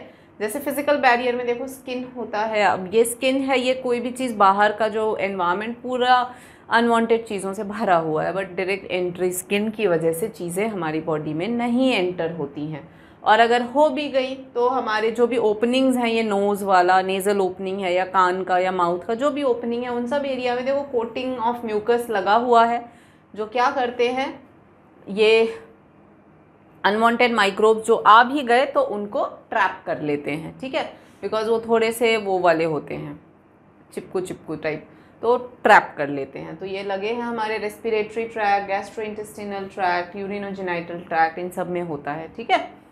तो ये है हमारे फिज़िकल बैरियर। फिज़िकल के अलावा फिजियोलॉजिकल बैरियर भी होता है। फिजियोलॉजिकल यानी बॉडी फंक्शनिंग के हिसाब से कुछ बैरियर्स बने होते हैं, जैसे कि एसिडिटी है स्टमक में, अब स्टमक के जो HCl होता है इट किल्स द माइक्रोब। हमारे टीयर सलाइवा उसमें लाइजोजाइम होता है जो बैक्टीरिया को किल करता है। तो ये फिजियोलॉजिकल फंक्शनिंग के दौरान पायरोजेन है जो WBC रिलीज़ करता है, it is release by WBC, they raise the body temperature ताकि माइक्रोब्स का ग्रोथ बॉडी में ना हो सके। इंटरफेरॉन्स हैं जो नॉन इन्फेक्टेड सेल्स को आगाह कर देता है कि भैया वायरल आ चुका है, आप वो रहो, अलर्ट रहो, ठीक है। फैगोसाइटिक बैरियर भी है, वेर इन PMNL जो बोलते हैं, ठीक है, that is polymorphonuclear leukocytes, जैसे कि न्यूट्रोफिल है, देन मैक्रोफेजेस हैं, नेचुरल किलर सेल है। ये सब जो होते हैं ये आपके बाय डिफ़ॉल्ट सेल्स प्रेजेंट होते हैं हमारी बॉडी में। और न्यूट्रोफिल्स पॉलीमॉर्फो इसलिए बिकॉज अलग अलग तरह के इसके वो होते हैं, न्यूक्लियस के शेप्स होते हैं। मैक्रोफेजेस दे आर बिग और एनगल्फ करते हैं ऐसे, इसीलिए फेज, जैसे अमीबा एनगल्फ करके लेता है ना अपना फूड, वैसे ये एनगल्फ करके मारते हैं दुश्मनों को। और नेचुरल किलर सेल्स जो होते हैं दे आर NK सेल्स बोलते हैं, वो पैथोजन के अंदर खूब सारे छोटे छोटे पोर्स क्रिएट कर देते हैं, जिसकी वजह से पैथोजन में खूब सारा पानी भर जाता है, और पानी भर जाने की वजह से वो फूल के बर्स्ट हो जाता है और मर जाता है। तो इस तरीके से ये सारे सेल्स हमारी बॉडी में पहले से, चाहे ये एंजाइम हो चाहे ये सेल्स हो, ये सब बॉडी में बाय डिफ़ॉल्ट प्रेजेंट होते हैं जो हमें बचाते हैं पैथोजन से, ठीक है। उसके अलावा साइटोकाइन बैरियर आपकी बुक में लिखा हुआ है, there is a cytokine barrier. Interferon जो है, जो यहाँ पे मैंने इंटरफेरॉन बताया था ना, ये साइटोकाइन बैरियर में आ जाता है, ठीक है। फिजिकल, फिजियोलॉजिकल, साइटोकाइन, और ये सेल्स वाले पॉलीमॉर्फो फैगोसाइटिक सेल्स है ना। इन्फ्लेमेटरी एडिशनल में बता रही हूँ मैं, inflammatory barrier, this is something in additional जो हमारी बॉडी में है, बट आपको पता नहीं है, बुक में भी नहीं है। इसमें बस ये बता रहे हैं कि हिस्टामिन एंड प्रोस्टाग्लैंडिन्स करके मास्ट सेल्स हमारी सेल में होते हैं, एरियोलर टिश्यू में मास्ट सेल होते हैं, वो हिस्टामिन प्रोस्टाग्लैंडिन जैसे केमिकल सिक्रीट कर देते हैं जब कोई इंजरी होती है टिश्यूज़ में, ठीक है, उससे भी अलर्टनेस आ जाती है, माइक्रोब ग्रो नहीं कर पाते हैं उसकी वजह से। देखो यहाँ पे लिखा हुआ है हिस्टामिन एंड प्रोस्टाग्लैंडिन जो मास्ट सेल सिक्रीट कर देते हैं when there is injury in tissue, तो माइक्रोब की ग्रोथ नहीं होती है। एंड ऑल्सो वैसोडाइलेशन, जब आर्टरी वेन ऐसे डायलेट हो जाते हैं थोड़े से, तो उसके सीरम प्रोटीन जो होते हैं वो लीक कर जाता है, तो उसमें भी एंटीबैक्टीरियल एक्टिविटी होती है, तो जो बैक्टीरिया आए होंगे वो भी मर जाते हैं, ठीक है। तो इस तरीके से ऐसे बहुत सारे तरीके हैं जिससे माइक्रोब्स हमारी बॉडी में नेचुरली चेक होते हैं, तो ये सब हमारी बॉडी में बाय डिफ़ॉल्ट है। इसके अलावा अक्वायर्ड इम्यूनिटी, जो स्पेसिफिक इम्यूनिटी, क्योंकि अभी तक हमने जो पढ़ा इनेट इम्यूनिटी वो स्पेसिफिक नहीं था, वो जनरल था, सारे बस ओवरऑल माइक्रोब्स मतलब पैथोजन को डील कर रहा था, इर्रेस्पेक्टिव ऑफ किस ग्रुप का है वो। लेकिन अब हम आते हैं अक्वायर्ड में, जिसको अडेप्टिव भी कहा जाता है क्योंकि अकॉर्डिंग टू माइक्रोब भी अडेप्ट करता है और आफ्टर बर्थ है लेटर ऑन, और it supports the innate immunity. मतलब इनेट तो खैर है ही बॉडी में, बट अक्वायर्ड और ज़्यादा उस इम्यूनिटी को हमारे बूस्ट अप करता है। तो लाइफ टाइम में हम ये इम्यूनिटी अक्वायर करते हैं, चाहे नेचुरली करें या आर्टिफिशियली करें। ठीक है, अब इसमें देखो कुछ चीज़ें हैं जो आपको ध्यान रखनी पड़ेंगी। इसमें कहा जा रहा है कि एक तो ये अक्वायर्ड इम्यूनिटी के कुछ ये इंपॉर्टेंट फीचर है। पहला स्पेसिफिसिटी। स्पेसिफिसिटी यानी कि बिल्कुल they are very much specific about, मतलब हर पैथोजन को नहीं मारेगा ये। ठीक है, they don't deal each and every pathogen. ठीक है बच्चों, ये स्पेसिफिक होते हैं। जैसे कि अगर ये फॉर एग्जाम्पल अगर ये कोरोना वायरस के लिए बना है तो वो सिर्फ उसी को मारेगा, उसके अलावा दूसरे किसी को नहीं डील करेगा, ऐसा। तो they are very specific. Lock and key होता है ना, तो हर ताले की अपनी चाबी, वैसा। डाइवर्सिटी, ऑब्वियसली ये इम्यून सेल्स हैं तो दे कैन रिकॉग्नाइज, कोई भी पैथोजन चला जाए पहचान तो सभी को लेते हैं ये। Discrimination between self and non self, बहुत इंपॉर्टेंट। इसको पता है कि अपने खुद के सेल्स को तो नहीं मारना है, पैथोजन को मारना है, तो ये आराम से डिस्क्रिमिनेट कर पाता है। उसके अलावा मेमोरी, कि एक बार अगर बॉडी में आ गया और एक बार इसने उसको मार गिराया तो ये भूलता नहीं है फिर उसको। It remains, immune system has the ability to hold them, है ना, एज मेमोरी सेल्स। और प्राइमरी रिस्पॉन्स और सेकेंडरी रिस्पॉन्स के टर्म में ये चीज़ होता है। जैसे कि फॉर एग्जांपल किसी को वो हो गया चिकन पॉक्स, ठीक है, तो चिकन पॉक्स सिंस बॉडी में आया वायरस, तो वो हमारी बॉडी में, मतलब हम समझ लो हमने वैक्सीन नहीं ली थी, तो वो चिकन पॉक्स का वायरस बॉडी में आया, उसने चिकन पॉक्स करा बॉडी के अंदर, तो सिंस हमारी बॉडी में एंटीबॉडी नहीं था तो बॉडी ने प्राइमरी रिस्पॉन्स दिया जो कि बहुत ही फीबल था, बहुत हल्का था, कुछ नहीं हो पाया और वायरस ने हमें इन्फेक्ट किया, हम बीमार पड़े। लेकिन इसी बीच बॉडी ने धीरे धीरे उस पैथोजन को देख के एंटीबॉडी बनाना चालू किया, because antibody banana it is a time consuming process, वो एक ही दिन में नहीं बनता है, थोड़ा टाइम लेता है। लेकिन जब एंटीबॉडी बना फिर उसने उसको मारा और फिर अब वो मेमोरी सेल बन के बैठ गया। अब दोबारा कभी चिकन पॉक्स वायरस आएगा तो फिर अगली बार का रेस्पॉन्स सेकेंडरी रेस्पॉन्स कहलाएगा और वो बिल्कुल उसको धो डालेगा। That is called as anamnestic response. आपकी बुक में लिखा हुआ भी है कि एनाम्नेस्टिक रिस्पॉन्स देता है, भयंकर वाला, सिवियर वाला, तो दैट इज़ सेकेंडरी रिस्पॉन्स। तो हमारी एक्वायर्ड इम्यूनिटी का एक और खासियत है कि सेल्स जो हैं वो मेमोरी, कुछ सेल्स एज मेमोरी सेल्स भी बन के बैठ जाते हैं ताकि दोबारा कभी वो आए वही वायरस या बैक्टीरिया या कोई भी पैथोजन तो उसको विगरसली मारेगा। So remember what is primary immune response and secondary immune response, बहुत इंपॉर्टेंट है। ठीक है, अब आते हैं ये जो इम्यून रिस्पॉन्स ये देते हैं वो किसकी हेल्प से देते हैं। सो ये immune response they give with the help of lymphocytes. ठीक है, स्पेशल टाइप ऑफ लिम्फोसाइट्स हैं, that is B lymphocyte and T lymphocyte. B lymphocyte जो हैं वो एंटीबॉडी बनाते हैं और टी लिम्फोसाइट्स एंटीबॉडी नहीं बनाते हैं, वो बी को हेल्प करते हैं एंटीबॉडी बनाने में। ठीक है, तो ये ध्यान रखना है। इसमें सबसे इम्पॉर्टेंट क्वेश्चन जो आता है वो है एंटीबॉडी से रिलेटेड, इस वाले ये वाले पोर्शन जो भी आप कर रहे हो ये बहुत इंपॉर्टेंट पार्ट है, बहुत ध्यान से करना। बी लिम्फोसाइट्स एंटीबॉडीज़ बनाते हैं और टी लिम्फोसाइट्स एंटीबॉडी बनाने में बी लिम्फोसाइट्स की हेल्प करते हैं, रिमेंबर दैट।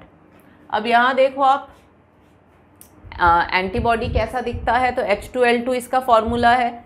ये देखो, this is the heavy chain, this is the, ये लाइट चेन है, ये पूरा this is light chain and this is the heavy chain. तो दो हैवी चेन दो लाइट चेन, इसीलिए H2L2 फॉर्मूला है। ओके, और प्रोटीन्स होते हैं एंटीबॉडी, देख रहे हो आप, दो पॉलीपेप्टाइड चेन, टोटल 4, और दोनों के बीच में ये सारे डाइसल्फाइड की लिंकेजेस हैं, दीज आर डाइसल्फाइड लिंकेजेस। ठीक है, और अलग अलग तरह के एंटीबॉडी को हम बेसिकली इम्यूनोग्लोब्यूलिन भी कहते हैं, इम्यूनोग्लोब्यूलिन। इस फ्लो चार्ट में, इस स्लाइड्स में सारी इंफॉर्मेशन दी हुई हैं, बहुत ध्यान से पढ़ लेना, ठीक है। अलग अलग इम्यूनोग्लोबिन की क्लासेस होती हैं, जैसे कि ये है आपके IgA, IgM, IgT, IgE, IgG। तो अलग अलग टाइम पे अलग अलग रेस्पॉन्सेस में अलग अलग तरह की इम्यूनिटी प्रोड्यूस होती है। जैसे कोलेस्ट्रम में जो एंटीबॉडी होती है वो ये वाली होती है, तो इस तरीके से, ठीक है। So these are different classes of antibodies present.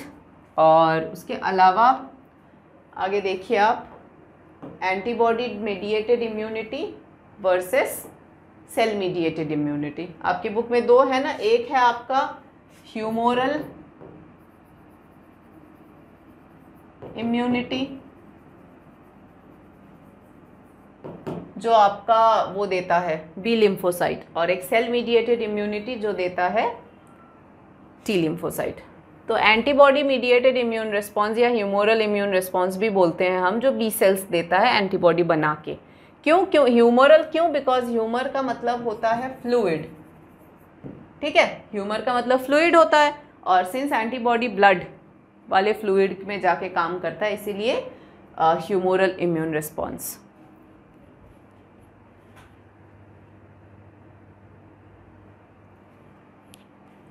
ठीक है। अब टी सेल्स क्या करते हैं? दे हैव किलर। टी सेल्स दो होते हैं। टी सेल्स जो होते हैं ना आपके, वो दो तरह के होते हैं, एक हेल्पर टी सेल्स और एक किलर टी सेल्स। ये वाले तो किलर होते हैं और ये वाले हेल्पर होते हैं। तो हेल्पर वाले तो बी लिम्फोसाइट को हेल्प कराते हैं ताकि वो एंटीबॉडी बनाए, और किलर वाले डायरेक्टली किल करता है। स्पेशली किसको किल करता है? तो ये ऑर्गन ट्रांसप्लांट्स वगैरह होते हैं, तो जो भी सेल्स नहीं है उनको डायरेक्टली जाके मारता है, इसीलिए इसको सेल मीडिएटेड इम्यूनिटी कहते हैं। देख रहे हो कि T cells they have killer T cells which detects and destroyed foreign cell and also cancerous cell called cell CMI। तो ध्यान रखने, डायरेक्टली जाके सेल्स को मारते हैं, इसीलिए सेल मीडिएटेड इम्यून रिस्पॉन्स। ये क्या करते हैं? एंटीबॉडी बना के फ्लूइड ब्लड में डाल के फिर किल होता है, इसीलिए antibody mediated response immune response बोलते हैं।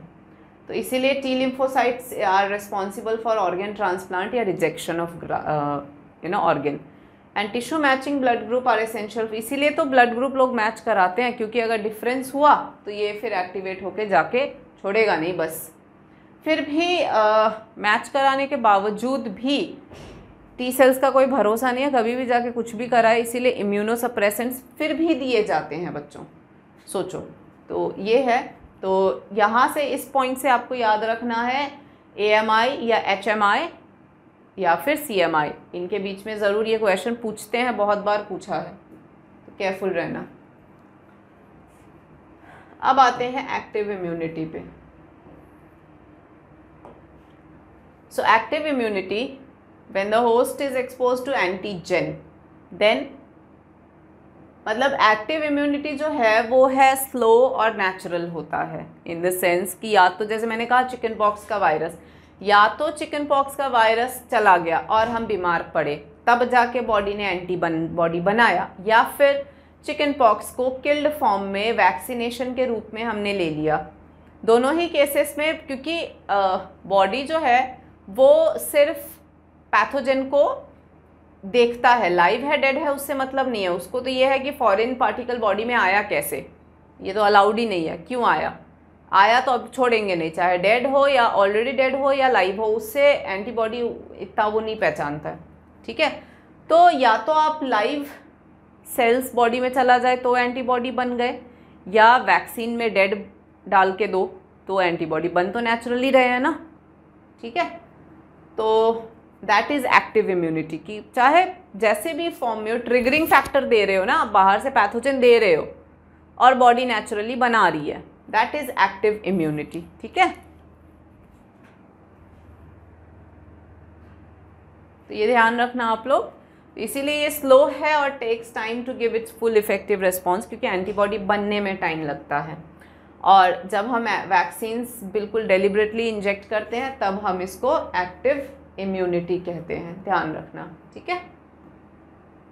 और पैसिव में क्या होता है? पैसिव में बनी बनाई एंटीबॉडी डायरेक्टली अगर पेशेंट में वो कर रहे हैं, इंजेक्ट कर रहे हैं, then it is passive immunity. Body नहीं बना रही है, बॉडी में बना बनाया हम डाल रहे हैं, तो वो पैसिव इम्यूनिटी कहलाती है। जैसे कि कोलेस्ट्रम जो होता है मदर्स मिल्क, तो मदर्स मिल्क पहला मिल्क जो येलोइश होता है, वो क्यों बोला जाता है कि बेबी को फीड कराओ? इसलिए बोला जाता है कि कोलेस्ट्रम में बहुत सारी प्रिपेयर्ड एंटीबॉडीज़, पहले से बनी बनाई एंटीबॉडी, एक्टिव में एंटीबॉडी बॉडी ने बनाया, आपने बस बनाने के लिए ट्रिगरिंग फैक्टर पैथोजन दिया, चाहे डेड दिया लाइव दिया, दैट डजंट मैटर, दिया तो बॉडी ने खुद बनाया। यहाँ बनी बनाई एंटीबॉडी पैसिव में बॉडी को दी जाती है। अब वो नेचुरली दो तो कोलेस्ट्रम हो गया, आर्टिफिशियली दो जैसे हम टेटनस इंजेक्शन लगाते हैं तो वो प्रिपेयर्ड एंटीबॉडीज़ होती है। स्नेक बाइट्स में एंटीटॉक्सिन्स देते हैं, वो सब प्रिपेयर्ड एंटीबॉडीज़ होती हैं, तो वो पैसिव हुआ। ठीक है, तो पैसिव में भी नेचुरल आर्टिफिशियल हो गया, एक्टिव में भी नेचुरल आर्टिफिशियल। नेचुरल तब जब पैथोजन डायरेक्टली आया और बॉडी ने बनाया तो वो नेचुरल हुआ, आर्टिफिशियल जब वैक्सीनेशन से करवाया। यहाँ नेचुरल तब जब कोलेस्ट्रम दिया गया या फीटस ने रिसीव किया फ्रॉम प्रेगनेंसी प्लेसेंटा से, तो वो तो नेचुरल हुआ। आर्टिफिशियल में टेटनस के इंजेक्शन हो गए या फिर स्नेक वेनॉम के एंटीटॉक्सिन। ठीक है, तो एक्टिव पैसिव इम्यूनिटी ये हो गया। अब यहाँ वैक्सीनेशन एंड इम्यूनाइजेशन का प्रिंसिपल वही है जो मैंने आपको बताया कि it is based on memory, है ना। चिकन पॉक्स की वैक्सीन लगा ली हमने, कोरोना वायरस की वैक्सीन लगा ली, तो ये सब वैक्सीन एक पर्टिकुलर टाइम तक के लिए एज अ मेमोरी सेल हमारी बॉडी में बैठ जाते हैं, and after they become memory cell then only they neutralise the pathogen. तो वही है, वैक्सीनेशन इज़ अ प्रोसेस जहाँ पर वीकेंड या किल्ड पैथोजन हमारी बॉडी में डाल दिया जाता है ताकि बॉडी खुद ब खुद एंटीबॉडी बना ले और मेमोरी सेल बना के बैठ जाए। तो इसका मेन एम है मेमोरी के हिसाब से काम करता है और सेल्फ और नॉन सेल को डिटेक्ट करने का भी है। ठीक है, सो यही है आपका vaccines generate memory B and T cells that recognise the pathogen quickly on subsequent exposure, ये ध्यान रखना। Next is passive immunisation. बता दिया वैसे तो, प्री फॉर्म्ड एंटीबॉडीज जो डालते हैं, anti venom for snake bite के लिए एंटी वेनोम लगाते हैं और एंटीटॉक्सिन इंजेक्शन फॉर टेटनस। ठीक है, टेटनस एक तो ये याद रखना है और एक है स्नेक बाइट। तो एप्लीकेशन बेस्ड क्वेश्चंस दे सकते हैं कि भाई टेटनस हुआ, एक इंसान रोड एक्सीडेंट में चोट लगी बहुत ज़्यादा, तो उनको टेटनस इंजेक्शन क्यों लगवाते हैं। तो आंसर आना चाहिए कि नेचुरली एंटीबॉडी बनने में बहुत टाइम लगता है, इसीलिए एंटीटॉक्सिन्स हम देते हैं, टेटनस के इंजेक्शंस देते हैं ताकि प्रिपेयर्ड एंटीबॉडी बॉडी में चली जाए और उन पैथोजन को डील कर सकें। ठीक है, आजकल तो वैक्सीन प्रोडक्शन देखो रिकॉम्बिनेंट डीएनए टेक्नोलॉजी से बहुत बनती है। ये तो हम आगे पढ़ेंगे, बायोटेक में पढ़ा ही है आप लोगों ने, अब तक तो बहुत बार पढ़ लिया।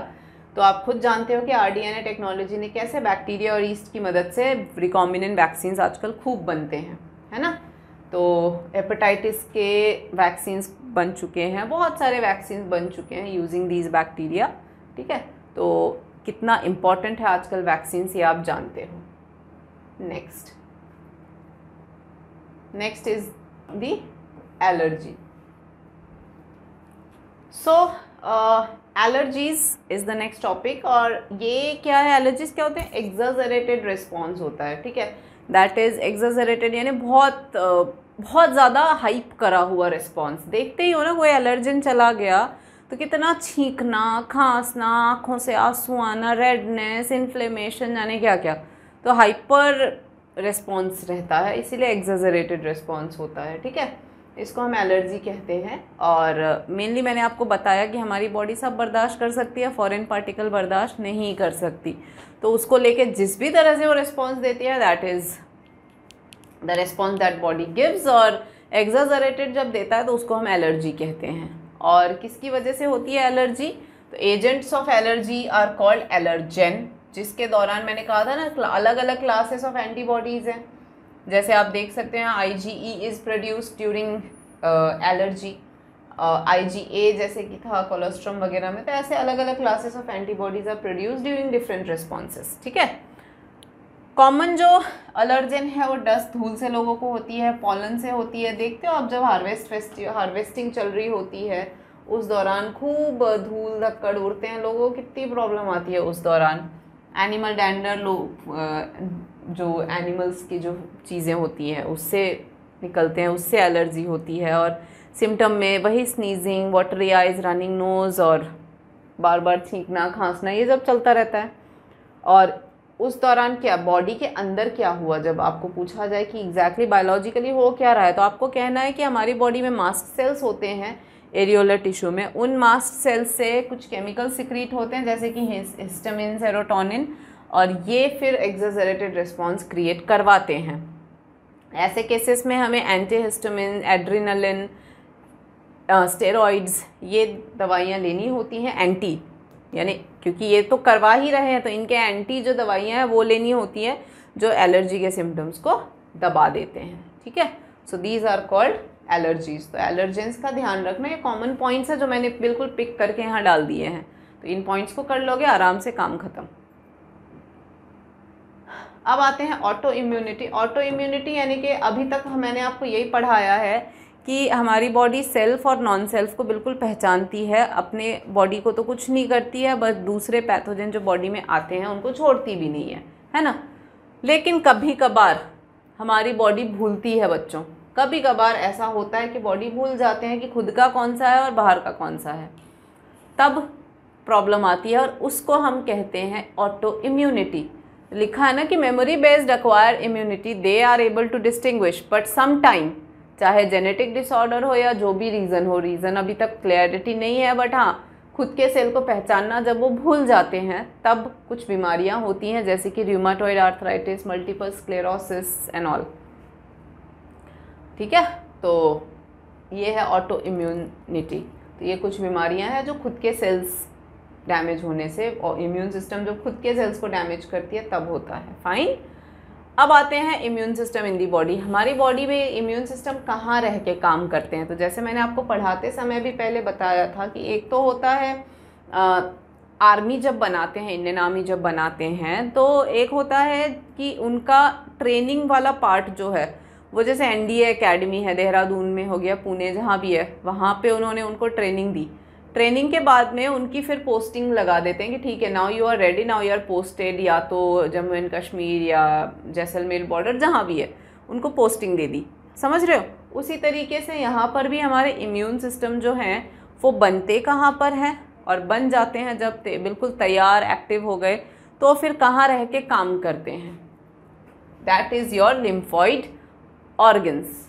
समझ में आया?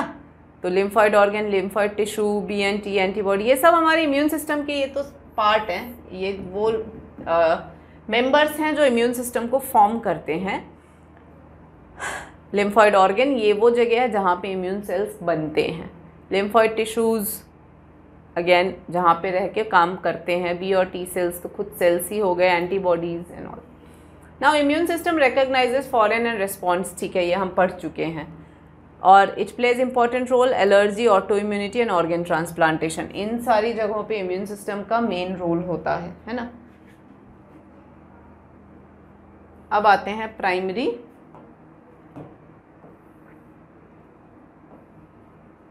तो अब यहाँ ये वही चीज़ है जो मैंने अभी बताया कि प्राइमरी लिम्फॉइड ऑर्गन जो बोन मैरो और थाइमस होता है, ये एरियाज तो रिस्पॉन्सिबल हैं प्रोडक्शन और मैचुरेशन के लिए। यहाँ पर जो लिम्फोसाइट्स होते हैं B और T, बोन मैरो में B लिम्फोसाइट, थाइमस में T लिम्फोसाइट, ये यहाँ प्रोड्यूस और मैच्योर होते हैं, उसके बाद में बन चुके हैं। अब जाके इनको काम करना है, तो ये कहाँ जाके काम करते हैं, तो वो है सेकेंडरी लिम्फॉइड ऑर्गन।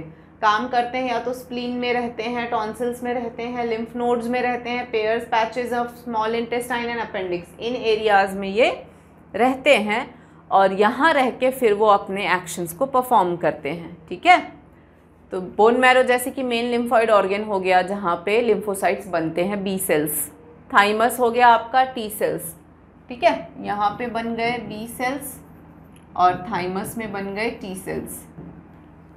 और बिल्कुल हार्ट के पास में होता है, ब्रेस्ट बोन के बिल्कुल पास में थाइमस लोकेटेड होता है। और बी लिम्फोसाइट्स बोन मैरो में बन गए, टी लिम्फोसाइट्स थाइमस में बन गए। ठीक है, so T lymphocytes are produced in bone marrow, they are matured in thymus. ये लाइन क्लियरली लिखी हुई है तो आप देख लेना।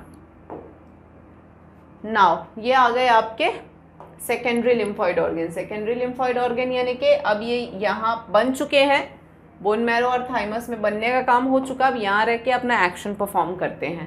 तो जैसे स्प्लीन है, स्प्लीन बीन शेपेड छोटा सा ऑर्गन है जो लिम्फोसाइट्स और फैगोसाइट्स को स्टोर करता है और ब्लड में फिल्टर के तौर पे काम करता है, जो ब्लड बॉर्न माइक्रो ऑर्गेनिजम्स को ट्रैप कर लेता है। और ये एरिथ्रोसाइट्स जो आरबीसी का ग्रेवयार्ड भी है ये। ठीक है, देन लिम्फ नोड, जगह जगह लिम्फेटिक सिस्टम आप देखना यूँ चल रहा है, जगह जगह स्वेलन है, फिर चला फिर सोलन है, तो ये लिम्फ नोड्स हो गए इस तरीके से। ठीक है, दे आर लिम्फ नोड्स। तो लिम्फ नोड्स में भी आपके मिल जाएंगे आपको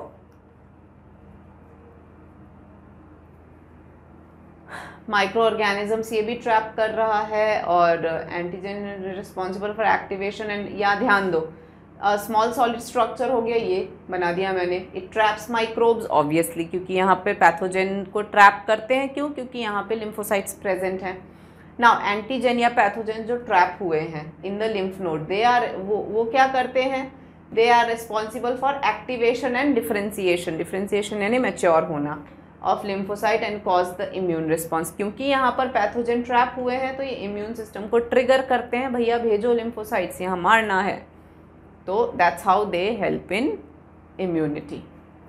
उसके बाद में MALT mucosal associated lymphoid tissue, ये हमारे रेस्पिरेटरी, डाइजेस्टिव और यूरिनोजेनिटल ट्रैक्ट में लोकेटेड होते हैं and they constitute 50% of the lymphoid tissue. बहुत इंपॉर्टेंट पार्ट है क्योंकि ये वो म्यूकोसल होता है जहाँ पे सारा ट्रैप करते हैं और फिर इम्यून सिस्टम को दे देते हैं, लो ये इतने सारे एंटीजन आए थे, पकड़ो मारो इसको, ख़त्म। तो रेस्पिरेटरी, डाइजेस्टिव और यूरिनोजेनिटल ट्रैक्ट में ये म्यूकोसा लगा रहता है, इसीलिए ये ट्रैप करते हैं और इम्यून सिस्टम को ट्रिगर करते हैं। ठीक है, नेक्स्ट, तो इम्यून सिस्टम ख़त्म। अब आते हैं एड्स। एड्स तो बेटा ये आसान सी बीमारी है, बस इसमें रेट्रोवायरस का साइकिल इंपॉर्टेंट हो जाता है। ठीक है, AIDS is your acquired immunodeficiency syndrome, और सिंड्रोम का मतलब ग्रुप ऑफ सिम्टम्स होता है, ये आप जानते ही हो। पहला एड्स 1981 में आया था। ये सारे की पॉइंट्स हैं जो मैंने उठाए हैं बुक से आपके। और it is caused by human immunodeficiency virus HIV। और एड्स किस तरह का वायरस है? तो रेट्रोवायरस है, RNA जिसका जीनोम होता है ना। और कैसे फैलता है? एक तो सेक्सुअल कांटेक्ट, अगर कोई इन्फेक्टेड पर्सन हो उससे बिना प्रोटेक्शन के सेक्सुअल इंटरकोर्स हो गया, then it spreads. Contaminated blood का ट्रांसफ्यूजन हो गया, हालांकि आजकल बहुत ध्यान देते हैं बट स्टिल। सिरिंजेस, निडल्स अगर किसी में इंजेक्ट किया तो वो निडल दोबारा किसी को मत लगाना भाई, उससे भी होता है। एंड प्लेसेंटा के थ्रू इन्फेक्टेड मदर से उसकी बेबी में भी स्प्रेड हो सकता है। ठीक है, अब HIV का लाइफ साइकिल ये आपकी बुक में डायग्रामेटिकली बहुत क्लियरली दे रखा है। ठीक है, ये वाला। तो let me first show you in the diagram, फिर हम देखते हैं उसमें। तो यहाँ देखो रेट्रोवायरस है, ये वायरस का प्रोटीन कोड। वायरस होता क्या है? एक बाहर से उसकी कवरिंग होती है प्रोटीन की और अंदर जेनेटिक मटेरियल, यही दो चीज़ों से तो वायरस की सेल बनी हुई है और कुछ तो होता नहीं है उसमें। तो ये वायरल प्रोटीन कोड है और ये उसका जीनोम है। ये हमारे सेल में एड्सॉर्ब हो गया, एड्सॉर्प्शन, क्योंकि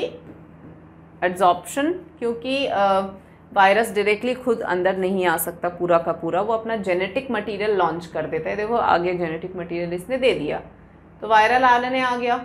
रिवर्स ट्रांसक्रिप्शन की मदद से ये वायरल DNA बन गया। उसके बाद में ये हमारे न्यूक्लियस के जो ये क्रोमोसोम्स है इसमें चला गया, यहाँ से रेप्लिकेट होके आया। आने के बाद में न्यू वायरल पार्टिकल्स को गिव राइज किया, फिर ये गए अब दूसरे सेल्स को इन्फेक्ट करने। तो ये बेसिकली एज HIV फैक्ट्री काम करने लग जाते हैं। ठीक है, वही यहाँ पर लिखा हुआ है कि viral genome replicates to form viral DNA। Enzyme का नाम है रिवर्स ट्रांसक्रिप्टेज, जो ये काम करता है कन्वर्जन का। उसके बाद में होस्ट सेल के DNA में ये लैंग्वेज आपको ये लिखना है। ठीक है। इंटीग्रेस नाम का एंजाइम ये एक्स्ट्रा है, याद रह जाए, ठीक ना हो तो भी चलेगा, बट हाँ होस्ट सेल के डीएनए में गया, वहाँ पे मैक्रोफेज वायरस बनाते चले जाते हैं HIV फैक्टर, और वो निकल के they attack the helper T cell. अब हेल्पर टी सेल इन्होंने मतलब बाउंसर मार दिया ना। हेल्पर टी सेल एक तो खुद सेल मीडिएटेड इम्यूनिटी भी देता है, प्लस जो बी लिम्फोसाइट्स हैं वो भी एंटीबॉडीज तभी बना पाएंगे जब हेल्पर टी सेल्स वो करेंगे। तो अब आप सोचो हेल्पर को ही कर दिया तो बी तो कोई काम का ही नहीं रहा, तो एक तीर से दो शिकार कर दिए इन्होंने, तभी इतने वीक हो जाते हैं वो।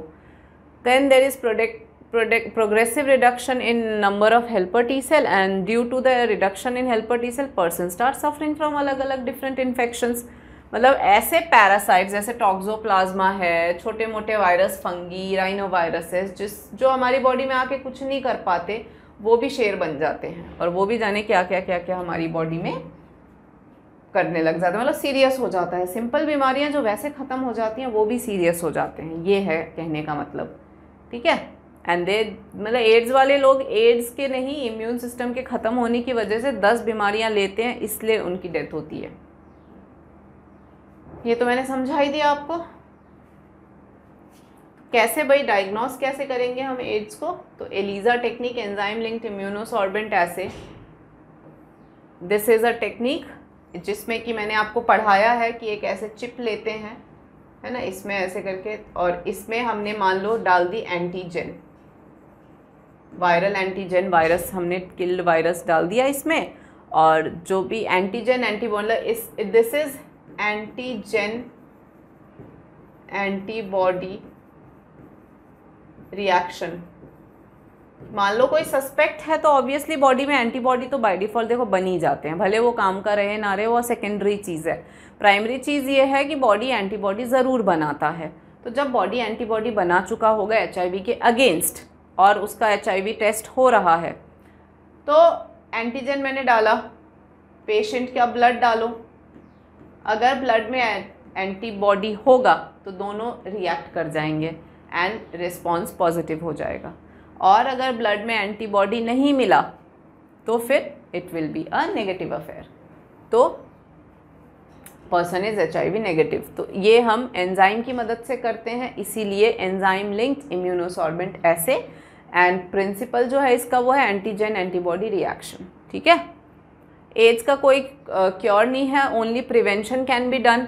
तो प्रिवेंशन क्या है भाई, ट्रांसफ्यूजन सेफ करो, नीडल्स डिस्पोजेबल यूज़ करो, कॉन्डोम्स वगैरह यूज़ करें for sexual intercourse, drug abuse ना करें, and safe sex, regular checkup, ये सब करा के वन कैन प्रिवेंट एड्स। क्योंकि अभी तक एड्स का कंप्लीट क्योर नहीं आया है, ओनली एज प्रोलॉन्गिंग हो रहा है। मतलब कि जो भी एड्स HIV हमारी बॉडी में जिस स्पीड से फैलता है, बस उसकी स्पीड को कंट्रोल करा गया है, तो थोड़ा सा एज प्रोलॉन्ग हो सका है, कंप्लीट क्योर अभी तक नहीं आया है।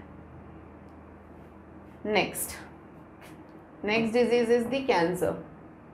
कैंसर इज़ अनदर प्रॉब्लमैटिक बीमारी जिसमें अनकंट्रोल्ड सेल डिवीजन होता है ना, और ये कॉन्टैक्ट इनहिबिशन की प्रॉपर्टी बेटा लूज़ कर देता है। क्योंकि मान लो जैसे कॉन्टैक्ट इनहिबिशन क्या है, मान लो ये ऑर्गन का ये वॉल है, अब मान लो कोई सेल डिवाइड हो रहा है, तो जैसे जैसे डिवाइड होता जाएगा, अब क्या हो गया, ये देखो हो रहा है, now it is getting contacted with the walls. अब ये जैसे वॉल्स पर कांटेक्ट हो गया तो इसको सिग्नल आ जाता है कि ओके कांटेक्ट हो गया है, आपको जितना डेवलप करना था आप कर चुके हो, अब इससे ज़्यादा डेवलप नहीं करना है, तो वो यहीं रुक जाते हैं डेवलपमेंट, ठीक है। तो डेवलपमेंट यहीं रुक जाता है। तो जैसे डेवलपमेंट यहाँ रुक गया तो ग्रोथ हो गई। कैंसरस सेल में ये प्रॉपर्टी ख़त्म हो जाती है, कांटेक्ट की वजह से जो यहाँ ग्रोथ रुकी थी अब कोई मतलब ही नहीं है, कांटेक्ट कितना भी हो या ना हो कोई मतलब नहीं है, अनकंडीशनली डिवाइड होते चले जाते हैं। This is the problem of cancer, ठीक है। और ये जब डिवाइड होते हैं तो दो तरह के ट्यूमर बना जाते हैं, एक तो होता है बिनाइन, हालांकि बिनाइन ट्यूमर जो होता है वो थोड़ा सा सेफ होता है बिकॉज ये लोकलाइज्ड होता है, ये मूव नहीं करता है, ज़्यादा डैमेज कॉज नहीं करता है और ओरिजिनल लोकेशन पर ही रहता है, तो सर्जरी से ये बिनाइन वाले तो निकाले जा सकते हैं। लेकिन मैलिग्नेंट ट्यूमर्स जो हैं ये प्रॉब्लमैटिक ट्यूमर्स होते हैं क्योंकि ये बहुत जल्दी ग्रो करते हैं एंड एक जगह ट्यूमर बनाया, फिर वहाँ से निकल के दूसरे सेल्स को जाके इन्वेड करने लग जाते हैं। और इस प्रॉपर्टी को ये देख रहे हो, cancerous cells escape from the site of origin and moves to distant place by blood wherever they get lost. जहाँ पर भी चले गए वहाँ पे वापस कैंसरस सेल बनाने लग जाते हैं, और इस प्रॉपर्टी को मेटास्टैसिस कहते हैं। तो मैलिग्नेंट ट्यूमर्स खतरनाक होते हैं क्योंकि इनकी वजह से नियोप्लास्टिक या ट्यूमर सेल्स खूब बनते हैं, जगह जगह बनते हैं, और इनको स्टॉप करना डिफ़िकल्ट हो जाता है। ठीक है, तो और ये सारा न्यूट्रिशन सब कुछ ये खुद ही ये कैंसरस सेल्स लेने लग जाते हैं, नॉर्मल सेल्स भूखे रह जाते हैं, तो इसलिए दिक्कत आती है। तो malignant and benign tumour difference भी बोर्ड्स में बहुत पूछे जाते हैं, you be very careful. Then comes your causes of cancer. ये फ्लो चार्ट, ये मतलब जो ये स्लाइड्स हैं बेटा बहुत अच्छे हैं, की पॉइंट सबके उठाए गए हैं। इसको देख लोगे तो आपकी पूरी चैप्टर का वन शॉट क्विकली हो जाएगा। कॉजेज क्या है? कार्सिनोजेंस एजेंट्स ऑफ कैंसर, जैसे कि X rays, gamma rays, non ionising radiation जैसे कि यूवी रेज। केमिकल एजेंट्स हो गए tobacco, sodium azide, methyl ethane sulphonate. Biological agent में देयर आर वायरसेस, कुछ वायरसेस हैं जो कॉज करते हैं, पर वायरल वाला बहुत कम होता है। Then there is cellular oncogene. हर इंसान में बच्चों, हर सेल में कैंसरस जीन होता है, लेकिन कैंसर होता उन्हीं को है जिनमें वो जीन एक्टिवेटेड होते हैं, तो वो प्रोटो ऑन्कोजीन कहा जाता है या सी ऑन्क कहा जाता है, जो सेल्स में हमारे सब में है, बट एक्टिवेट उन्हीं में हो रहा है जो इनमें इन सब से ज़्यादा एक्सपोज होते हैं। ठीक है, तो वो एक्टिवेट हो जाता है, अदरवाइज सेफली बैठे रहते हैं। तो ये पॉइंट्स नोट करना है, कॉजेज़ कैसे होता है, क्या क्या वो एजेंट्स हैं जो कॉज करते हैं। एजेंट्स आर कॉल्ड कार्सिनोजेंस, तो ध्यान रखना है। और कैंसर डिटेक्ट कैसे करेंगे? कैंसर्स आर डिटेक्टेड बाय, एक तो बायोप्सी है, बायोप्सी में वो टिश्यू ले लेते हैं और टिश्यू की ग्रोथ देखते हैं, तो हिस्टोपैथोलॉजिकल स्टडी हो गई क्योंकि इसमें टिश्यू की स्टडी होती है। रेडियोग्राफी से एक्सरेज, सीटी स्कैनिंग वगैरह, एमआरआई करा लें, एंटीबॉडी अगेंस्ट कैंसर चेक कर लें एलिसा वगैरह से, तो इन सब तरीक़ों से पता लग सकता है कि कैंसर है या नहीं है। तो ये तो आसान है यार, 4 पॉइंट्स हैं, नोट कर लो फटाफट, है ना। And then comes your treatment of cancer. तो कैसे करेंगे? सर्जरी करेंगे, रेडिएशन थेरेपी देते हैं, इम्यूनोथेरेपी देते हैं। इम्यूनोथेरेपी की इम्यून सिस्टम स्ट्रॉन्ग कर दो ताकि वो खुद ही फाइट करे। फिर कीमोथेरेपी, ऐसे केमिकल्स जिससे कि कैंसरस सेल मरते हैं लेकिन इसके इफ़ेक्ट्स बहुत बुरे होते हैं, आप जानते हो, बाल वाल सब चले जाते हैं। क्रायो सर्जरी है, लेज़र थेरेपी, बहुत सारे तरीके हैं बच्चों आजकल तो। इसके अलावा अल्फा इंटरफेरॉन एक बायोलॉजिकल रिस्पॉन्स मॉडिफायर है, अल्फा इंटरफेरॉन, वो कैंसर को डिटेक्ट करके और फिर इम्यूनोथेरेपी की तरह ले सकते हो क्योंकि इम्यून सिस्टम को ट्रिगर करता है कैंसरस सेल को मारने के लिए। तो ये कुछ तरीके हैं जिससे कि हम डिटेक्ट और ट्रीट कर सकते हैं कैंसर्स को। I hope you understand. Now comes the very important part of the chapter, drug and alcohol. ये वाला पार्ट तो टोटली मगिंग अप का है क्योंकि आपको basically drug and alcohol abuse वाला जो टॉपिक है उसमें जितने भी ड्रग्स होती हैं उनका सोर्स क्या है, वो लिया कैसे जाता है और बॉडी में कहाँ कैसे इफ़ेक्ट करते हैं, ये आपको यहाँ पे बिल्कुल रटने का काम है। तो थोड़ा ध्यान से देखना। पहला ड्रग जो आपकी बुक में दे रखा है वो है ओपियोइड्स, जो सेंट्रल नर्वस सिस्टम और गैस्ट्रोइंटेस्टिनल ट्रैक्ट में इनके रिसेप्टर्स हैं, तो वहाँ पे वो ज़्यादा पता चलता है। और इन ओपियोइड का कॉमन ओपियोइड है हेरोइन, जिसको स्मैक भी कहा जाता है, या फिर केमिकली ये एक डाई एसिटाइल मॉर्फिन है। मॉर्फिन को डाई एसिटाइलेशन 2 बार करवाते हैं तो वो हेरोइन बन जाता है। ठीक है, और हेरोइन एक white odourless bitter crystalline compound है जो कि मॉर्फिन के एसिटाइलेशन से बनता है। ठीक है, तो मॉर्फिन एक तरीके का नेचुरल हो गया, हेरोइन थोड़ा सिंथेटिक हो गया, सेमी सिंथेटिक, क्योंकि मॉर्फिन को ही एसिटाइल करवा दो तो हेरोइन बन गया, ये है। एंड ऑब्टेन कहाँ से होता है? पॉपी प्लांट, जो पोस्ता दाना होता है ना, उसके लैटेक्स से ऑब्टेन होता है। पेपावर सोमनीफेरम इसके प्लांट का नाम है, पॉपी प्लांट का। और लिया कैसे जाता है, लोग कैसे इसको अब्यूज़ करते हैं? By injecting in their body, और नाक से स्नॉट करते हैं। और इफ़ेक्ट क्या है हेरोइन का, ये एक डिप्रेसेंट है और बॉडी फंक्शन को स्लो डाउन करता है। तो ये जो पॉइंट्स हैं सब नोट करना है कि हेरोइन डायएसिटाइल मॉर्फिन कहलाता है क्योंकि ये एसिटाइलेशन ऑफ मॉर्फिन से बनता है। बिटर क्रिस्टलाइन कंपाउंड है। पेपावर सोमनीफेरम इनकी सोर्स हो गए, उन्हीं से लिया जाता है और उसके बाद में स्नॉटिंग और इंजेक्शन से बॉडी में लेते हैं लोग और बॉडी फंक्शन को स्लो डाउन करते हैं, डिप्रेसेंट होता है। तो ड्रग्स वगैरह देखो, मैं आपको पढ़ाते समय भी मैंने बहुत बार बोला था कि drugs are basically such chemicals which are used as medicine when taken in a very small quantity. जब इनकी ज़रूरत होती है तब बहुत कम क्वांटिटी में लो तो ये दवाई का काम करते हैं, लेकिन लोग क्या करते हैं, इसके बेनिफिट्स को अब्यूज़ करने लगते हैं, तब ये जाके बॉडी पे फिर अनवांटेड बहुत गहरा असर वो करता है। ठीक है। दूसरा ग्रुप ऑफ ड्रग्स जो आपकी बुक में मेंशन्ड है वो है कैनाबिनॉइड्स। कैनाबिनॉइड्स जो है दे आर अगेन इनके रिसेप्टर्स जो होते हैं वो आपके ब्रेन में है। कैनाबिनॉइड रिसेप्टर सोर्स है कैनाबिस सटाइवा, भांग वाला, और इनके प्लांट के तो बहुत सारे पार्ट्स यूज़ होते हैं, जैसे फ्लावर टॉप है, लीव्स है, रेजिन है। कैनाबिस प्लांट के हर पार्ट से कुछ ना कुछ बन रहा है and that's how they make different combinations करके अलग अलग वैरायटी बना रहे हैं, जैसे कि मैरीजुआना हो गया, हशीश हो गया, चरस, गांजा, ये अलग अलग वैरायटी, क्योंकि अलग अलग sources of cannabis plant use करते हैं। और ये इन्हेलेशन या ओरल इंजेक्शन से भी ले रहे हैं और कार्डियोवास्कुलर सिस्टम पे सीधा सीधा इसका असर आता है। ठीक है, तो ये पॉइंट्स नोट कर लेना। मेन है सोर्स एंड इफेक्ट, ये दो चीज़ बहुत इंपॉर्टेंट है किसी भी ड्रग का, तो ये बहुत ज़्यादा ध्यान से देखना। Third is cocaine. कोकेन जो है वो कोका एल्कलॉइड कहलाता है और ये एरिथ्रोजाइलम कोका इसका सोर्स हो गया, और ये न्यूरोट्रांसमीटर डोपामीन से ज़रूर इंटरफेयर करता है। It interferes with the transport of neurotransmitter dopamine, क्योंकि जो एडिक्टेड होते हैं तो उनमें डोपामीन बहुत होता है। एंड कोकेन जो है वो क्रैक और कोक भी कहलाता है और नाक से स्नॉट करते हैं लोग। ठीक है, और ये CNS पे इसका इफ़ेक्ट आता है।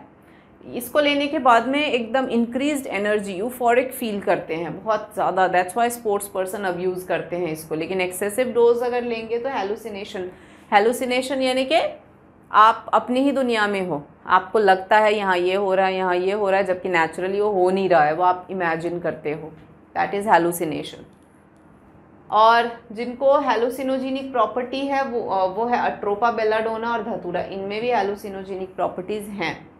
एंड कैनाबिनॉइड्स जो है वो इसीलिए लोग, मतलब क्योंकि थोड़ा सा इंक्रीज्ड एनर्जी है ना, तो लोग स्पोर्ट्स पर्सन इसको अब्यूज़ करते हैं। ठीक है,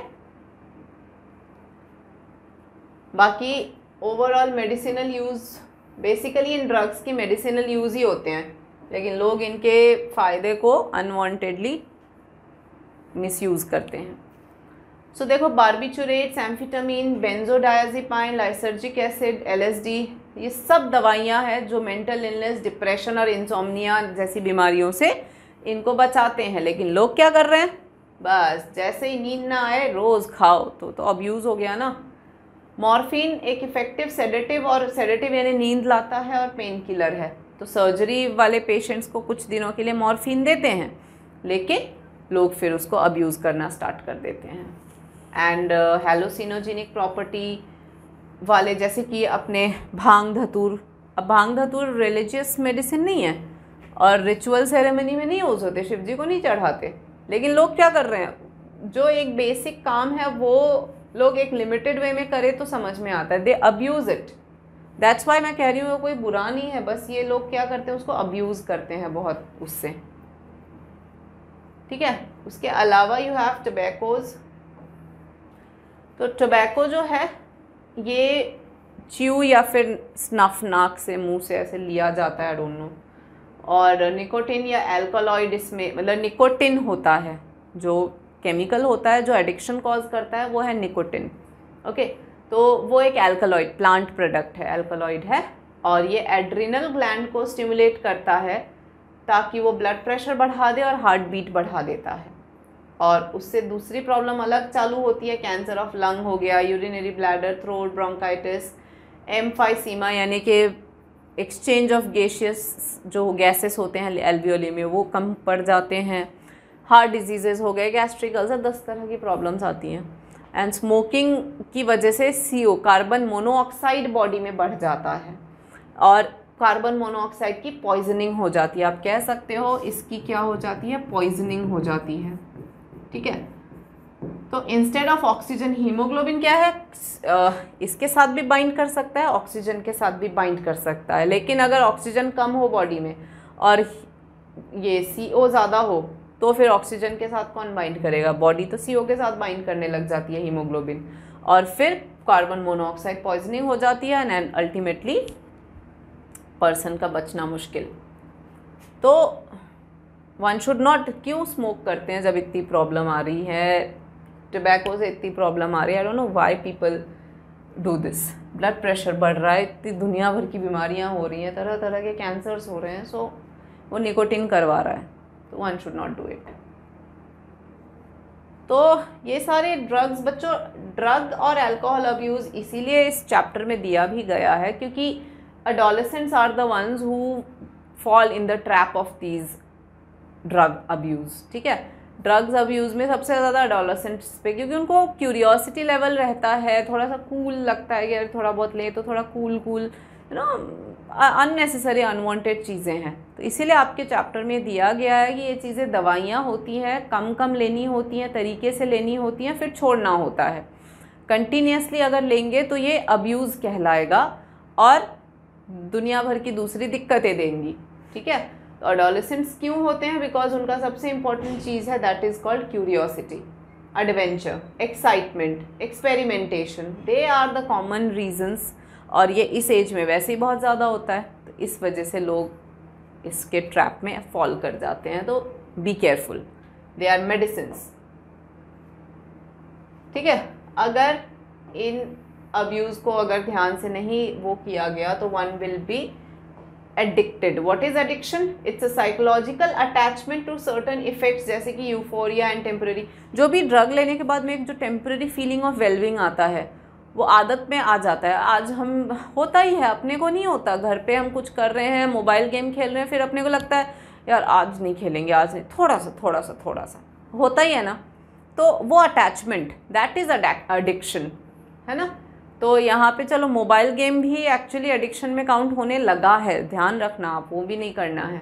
लेकिन हम फिलहाल चैप्टर में बात करें तो ड्रग और अल्कोहल को लेके होता है ना, जैसे लोग जो अल्कोहल्स लेते हैं उनको यूँ लगता है आज नहीं थोड़ा सा ले लेते हैं, थोड़ा सा, ऐसे करते करते they keep taking, this is addiction.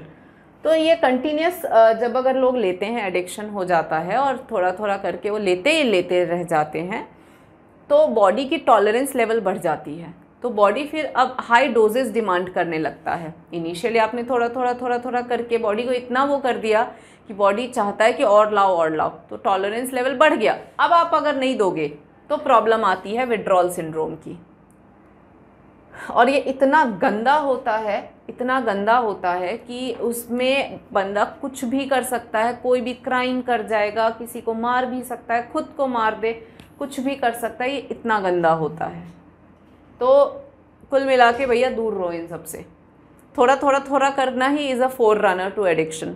और डिपेंडेंस लेवल इतना बढ़ जाएगा और नहीं मिला तो फिर बॉडी बर्दाश्त नहीं कर पाती है। इसीलिए वन शुड इतना ट्रबल इन्वाइट ही क्यों करना, just stay away from such nonsense, सीधी बात है भाई, है ना। सो विड्रॉल सिंड्रोम में एंग्जाइटी, शेकीनेस, नोजिया, ये इतने होके ही नहीं रहता, बहुत ज़्यादा सीवियर हो जाता है। So one should just stay away from addiction. ठीक है,